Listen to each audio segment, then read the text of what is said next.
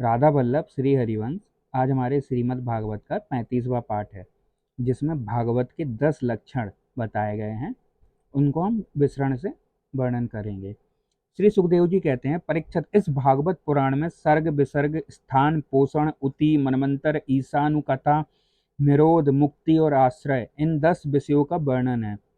इनमें से जो 10वां आश्रय तत्व है, उसी का ठीक ठीक निश्चय करने के लिए ही कहीं से श्रुति, कहीं तात्पर्य से और कहीं दोनों के अनुकूल अनुभव से महात्माओं ने अन्य 9 विषयों का बड़ी सुगम रीति से वर्णन किया है। ईश्वर की प्रेरणा से गुणों में क्षोम होकर रूपांतर होने से जो आकाश आदि पंचभूत, शब्दादि तन्मात्राएं, इंद्रियाएं, अहंकार और महतत्व की उत्पत्ति होती है, उसको सर्ग कहते हैं। उस विराट पुरुष से उत्पन्न ब्रह्मा जी के द्वारा जो विभिन्न चराचर सृष्टि का निर्माण होता है, और उसका नाम है विसर्ग। प्रतिपद नाश की और बढ़ने वाली सृष्टि को एक मर्यादा में स्थिर रखने के लिए भगवान विष्णु की जो श्रेष्ठता सिद्ध होती है, उसका नाम है स्थान। अपने द्वारा सुरक्षित सृष्टि में भक्तों के ऊपर उनकी जो कृपा होती है, उसका नाम है पोषण। मनवंतरों के अधिपति जो भगवत भक्ति और प्रजा पालन रूप शुद्ध धर्म का अनुष्ठान करते हैं, उसे मनवंतर कहते हैं। जीवों की वे वासनाएं जो कर्म के द्वारा उन्हें बंधन में डाल देती है, उति नाम से कही जाती हैं। भगवान के विभिन्न अवतारों और उनके प्रेमी भक्तों की विविध आख्यानों से युक्त कथाएं ईश कथा कहते हैं। जब भगवान योग निद्रा स्वीकार करके शयन करते हैं, तब इस जीव का अपनी उपाधियों के साथ उनमें लीन हो जाना निरोध है। अज्ञान कल्पित कर्तव्य, भोक्तृत्व आदि अनात्म भाव का परित्याग करके अपने वास्तविक स्वरूप में परमात्मा में स्थित होना ही मुक्ति है। परीक्षित, इस चराचर जगत की उत्पत्ति और प्रलय जिस तत्व से प्रकाशित होते हैं, वह परम ब्रह्म ही आश्रय है। शास्त्रों में उसी को परमात्मा कहा गया है। जो नेत्र आदि इंद्रियों का अभिमानी दृष्टा जीव है, वही इंद्रियों के अधिष्ठात्र देवता सूर्य आदि के रूप में भी है। और जो नेत्र गोलक आदि के से युक्त दृश्य देह है, वही उन दोनों को अलग अलग करता है। इन तीनों में यदि एक का भी अभाव हो जाए, तो दूसरे दो की उपलब्धि नहीं हो सकती। अंततः जो इन तीनों को जानता है, वह परमात्मा ही सबका अधिष्ठान आश्रय तत्व है। उसका आश्रय स्वयं, वह स्वयं ही है, कोई नहीं।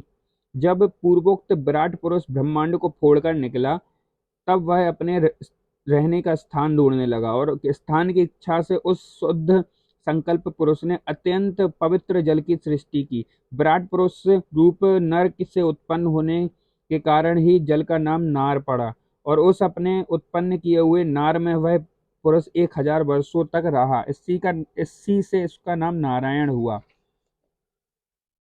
उन नारायण भगवान की कृपा से ही द्रव्य, कर्म, काल, स्वभाव और जीव आदि की सत्ता है। उनके उपेक्षा कर देने पर और किसी का अस्तित्व नहीं रहता।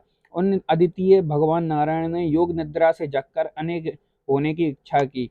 तब अपनी माया से उन्होंने अखिल ब्रह्मांड के बीज रूप अपने स्वर्णमय वीर को 3 भागों में विभक्त कर दिया, अधिदेव, अध्यात्म और अधिभूत। परीक्षित, विराट पुरुष का एक ही वीर 3 भागों में कैसे विभक्त हुआ, वो सुनो। विराट पुरुष के हिलने डोलने पर उनके शरीर में रहने वाली आकाश से इंद्रिय बल, मनोबल और शरीर बल की उत्पत्ति हुई। उनसे इन सबका राजा प्राण उत्पन्न हुआ।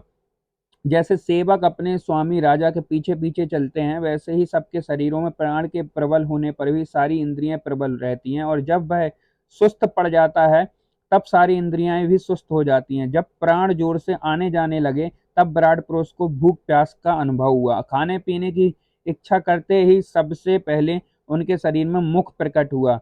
मुख से तालु, तालु से रसेंद्रियां प्रकट हुई। इससे इनके बाद अनेकों प्रकार के रस उत्पन्न हुए, जिन्हें रसना ग्रहण करती है। जब उनकी इच्छा बोलने की हुई, तब वाक इंद्रियां, इसके अधिष्ठात्र देवता अग्नि और उनका विषय बोलना, ये तीनों प्रकट हुए। इसके बाद बहुत दिनों तक उस जल में ही रुके रहे। श्वास के वेग से नासिका छिद्र प्रकट हुए। जब उन्हें सूंघने की इच्छा हुई, तब उनकी नाक घ्राणेन्द्रियां आकर बैठ गईं, और उसके देवता गंध को फैलाने वाले वायुदेव प्रकट हुए। पहले उनके शरीर में प्रकाश नहीं था। फिर जब उन्हें अपने को तथा दूसरे वस्तुओं को देखने की इच्छा हुई, तब नेत्रों के छिद्र, उनका अधिष्ठात्र सूर्य और नेत्रेंद्रिय प्रकट हुए। इन्हीं से रूप का हृदय ग्रहण होने लगा। जब वेद रूप ऋषि विराट पुरुष को स्तुतियों के द्वारा जगाने लगे तब उन्हें सुनने की इच्छा हुई। उसी समय कान उनकी अधिष्ठात्र देवता दिशाएं और श्रोतेंद्रियां प्रकट हुई, इसी से शब्द सुनाई पड़ता है। जब उन्होंने वस्तुओं की कोमलता, कठिनता, हल्कापन, भारीपन, उष्णता, शीतलता आदि जानना चाहिए, तब उनके शरीर में चर्म प्रकट हुआ। पृथ्वी में से जैसे वृक्ष निकल आते हैं, उस चर्म से रोए पैदा हुए और उसके भीतर बाहर रहने वाले वायु भी प्रकट हो गए। स्पर्श ग्रहण करने वाली त्वचा इंद्रियां भी साथ ही साथ शरीर में चारों ओर लिपट गई और उससे उन्हें स्पर्श का अनुभव होने लगा। जब उन्हें अनेकों प्रकार के कर्म करने की इच्छा हुई तब उनके हाथ उगाए। उन हाथों में ग्रहण करने की शक्ति, हस्तेंद्रियां तथा उनके अधिदेवता इंद्र प्रकट हुए और दोनों के आश्रय से होने वाला ग्रहण रूप कर्म भी प्रकट हो गया। जब उन्हें अभीष्ट स्थान पर जाने की इच्छा हुई तब उनके शरीर में पैर उगाए। चरणों के साथ ही चरण इंद्रियों के अधिष्ठात्र रूप में वहां स्वयं यज्ञ पुरुष भगवान विष्णु स्थित हो गए और उन्हीं उन्हीं में चलना रूप कर्म प्रकट हुआ। मनुष्य इसी चरण इंद्रियों से चलकर यज्ञ सामग्री एकत्र करते हैं। संतान रति और स्वर्ग भोग की कामना होने पर विराट पुरुष के शरीर में लिंग की उत्पत्ति हुई। उसमें उपस्थेंद्रिय और प्रजापति देवता तथा इन दोनों के आश्रय रहने वाले काम सुख का आविर्भाव हुआ। जब उन्हें मल त्याग की इच्छा हुई तब वो गुदाद्वार प्रकट हुआ। तत्पश्चात उसमें पायु इंद्रियां और मित्र देवता उत्पन्न हुए। इन्हीं दोनों के द्वारा मल त्याग की क्रिया संपन्न होती है। अपान मार्ग द्वारा एक शरीर से दूसरे शरीर में जाने की इच्छा होने पर नाभि द्वार प्रकट हुआ। उससे उपान मृत्यु देवता प्रकट हुए। इन दोनों के आश्रय से ही प्राण और अपान का बिछोह यानी मृत्यु होती है। जब विराट पुरुष को अन्न जल ग्रहण करने की इच्छा हुई तब कोख, आंतें और नाड़ियां उत्पन्न हुई। साथ ही कुक्षी के देवता समुद्र, नाड़ियों के देवता नदियां और तुष्टि और पुष्टि ये दोनों उनके आश्रित विषय उत्पन्न हुए। जब उन्होंने अपनी माया पर विचार करना चाहा तब हृदय की उत्पत्ति हुई। उनसे मन रूप इंद्रियां और उन मन से उसका देवता चंद्रमा तथा विषय कामना संकल्प प्रकट हुए। विराट पुरुष के शरीर में पृथ्वी, जल और तेज से 7 धातुएं प्रकट हुई। त्वचा, चर्म, मांस, रुधिर, भेद, मज्जा, अस्थि, इसी प्रकार आकाश, जल, वायु से प्राणों की उत्पत्ति हुई। श्रोतादि सब इंद्रियां शब्दादि विषयों को ग्रहण करने वाली है। वे विषय अहंकार से उत्पन्न हुए हैं। मन सब प्रकारों का उत्पत्ति स्थान है और बुद्धि समस्त पदार्थों का बोध कराने वाली है। मैंने भगवान के इस स्थूल रूप का वर्णन तुम्हें सुनाया है। यह बाहर की ओर से पृथ्वी, जल, तेज, वायु, आकाश, अहंकार, महतत्व की प्रकृति इन 8 आवरणों से घिरा हुआ है। इससे परे भगवान का अत्यंत सूक्ष्म रूप है। वह अव्यक्त, निर्विशेष, आदि, मध्य और अंत में रहित और नित्य है। वाणी और मन की वहां तक पहुंच नहीं है। मैंने तुम्हें भगवान के स्थूल और सूक्ष्म, व्यक्त और अव्यक्त जिन 2 रूपों का वर्णन सुनाया है, ये दोनों ही भगवान की माया के द्वारा रचित हैं। इसलिए विद्वान पुरुष इन दोनों को ही स्वीकार नहीं करते। वास्तव में भगवान निष्क्रिय हैं। अपनी शक्ति से ही वे सक्रिय बनते हैं। फिर तो वे ब्रह्म या विराट रूप धारण करके वाच्य और वाचक शब्द और उसके अर्थ के रूप में प्रकट होते हैं और अनेकों नाम, रूप तथा क्रियाएं स्वीकार करते हैं। परीक्षित, प्रजापति, मनु, देवता, ऋषि, पितर, सिद्ध, चारण, गंधर्व, विद्याधर, असुर, यक्ष, किन्नर, अप्सराएं, नाग, सर्प, किमपुरुष, उरग, मातृकाएं, राक्षस, पिशाच, प्रेत, भूत, विनायक, कूष्मांड, उन्माद, बेताल, यातुधान, ग्रह, पक्षी, मृग, पशु, वृक्ष, पर्वत, सरीसृप इत्यादि जितने भी संसार में नाम रूप हैं, सब भगवान के ही हैं। संसार में चर और अचर भेद से 2 प्रकार के तथा जरायुज, अंडज, स्वदेज, उद्देज भेद से 4 प्रकार के जितने भी जलचर, थलचर और आकाशचारी प्राणी हैं, सबके सब शुभ, अशुभ और मिश्रित कर्मों के तदनुरूप फल हैं। सत्य की प्रधानता से देवता, रजोगुण की प्रधानता से मनुष्य और तमोगुण की प्रधानता से नारकीय योनियां मिलती हैं।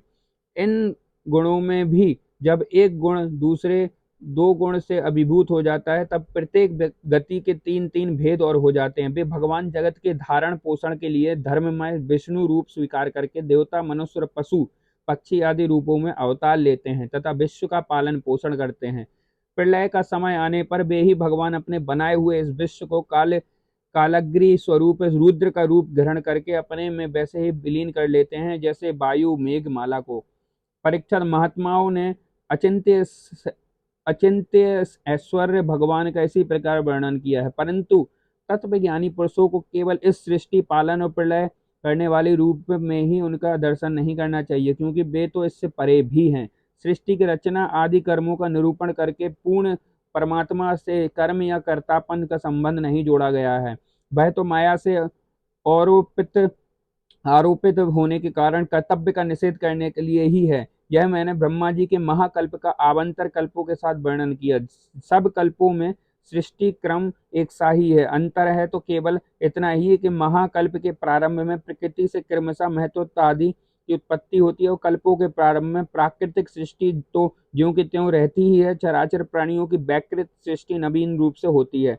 परीक्षित, काल का परिणाम परिमाण कल्प और उसके अंतर्गत मनमंत्रों का वर्णन आगे चलकर करेंगे। अब तुम पांग कल्प का वर्णन सावधान होकर सुनो। सोनक जी ने पूछा, सूत जी, अपने हम लोगों से कहा था कि भगवान के परम भक्त विदुर जी ने अपने अति दुस्त्यज कुटुंबियों को भी छोड़कर पृथ्वी के विभिन्न तीर्थों में विचरण किया था।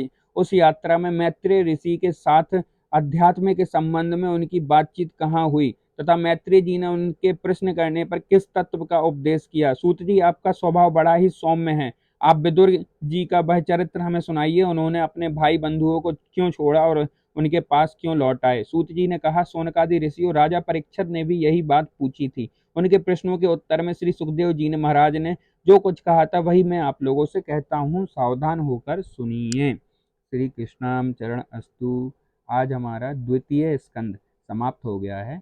कल से हमारा तृतीय स्कंद प्रारंभ होगा। जुड़े रहिए। जय श्री कृष्ण।